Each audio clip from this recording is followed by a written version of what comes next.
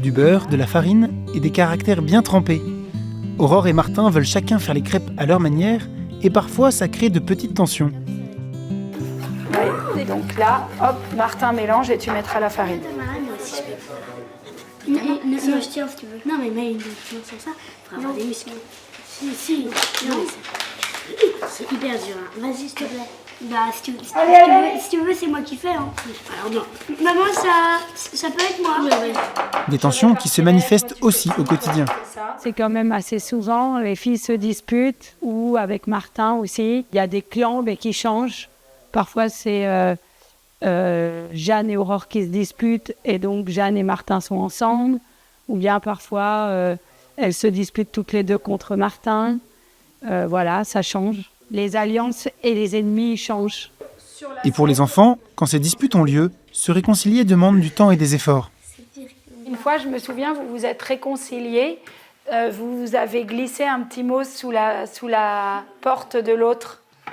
C'était quoi ça déjà ? Je voulais pas aller à la piscine, Aurore, elle voulait, et donc on s'est disputés.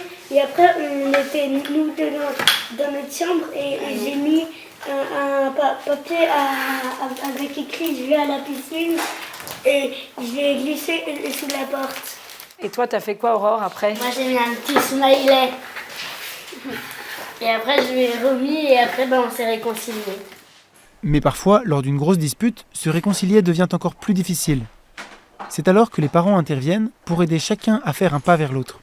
On reprend aux origines de la dispute, on essaye de décortiquer tout pour, disons, partager les responsabilités de chacun, pour dire, là, toi, voilà ce que tu as fait, toi, voilà ce que tu as fait, ça lui a fait de la peine parce que, ça l'a énervé parce que, et ça aide l'autre à être moins énervé, c'est quand l'autre a reconnu son tort. Il s'excuse, il se pardonne. Reconnaître sa faute et pardonner peut alors être un vrai défi. Je trouve qu'il n'y a vraiment pas de recette miracle, donc il y a des jours où c'est facile et d'autres où ça ne marche pas du tout. Et pour eux, je pense que ça dépend du niveau de la dispute, mais je pense que c'est pas facile si ça les a vraiment... s'ils se sont disputés fort, c'est d'autant plus dur de réussir à passer à autre chose et à se dire que c'est tant pis ce qu'a fait l'autre et tant pis, on passe à autre chose, quoi. Donc je pense que c'est pas toujours facile. Moi je dis pas tout le temps pardon comme ça, mais on peut juste par exemple dire la prochaine fois on fera plus ça. Par exemple quand on va rejouer un autre jeu, on se dit on fera pas comme la dernière fois, on essaie de pas trop énerver plus l'autre. Je dis une autre façon.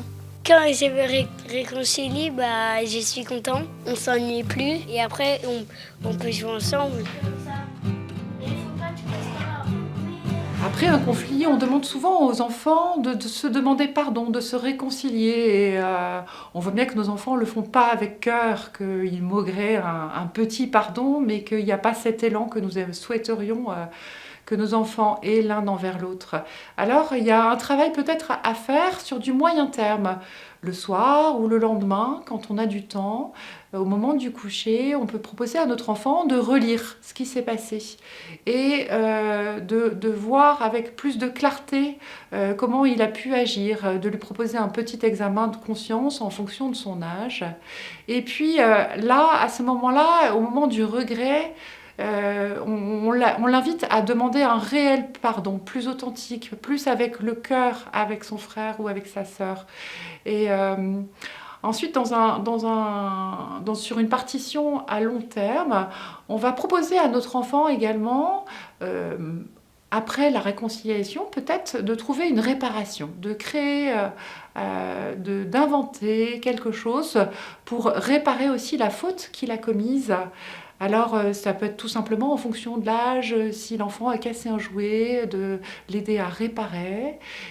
Ou alors, au contraire, si c'est fait sur quelque chose, sur une dispute qui était plus sur une moquerie, on peut peut-être l'inviter à louer, à dire une parole de bénédiction à son frère ou à sa sœur en le complimentant sur telle ou telle chose, voilà, pour réparer la faute qu'il a commise.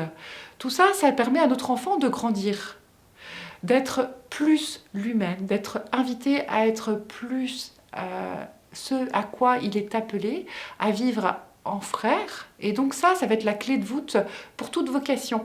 Parce qu'on est amené à vivre des relations avec nos frères et nos sœurs. Et donc on est amené à apprendre à dépasser les conflits et à créer quelque chose au-delà du conflit, dans la réconciliation, dans une relation, dans un cœur à cœur.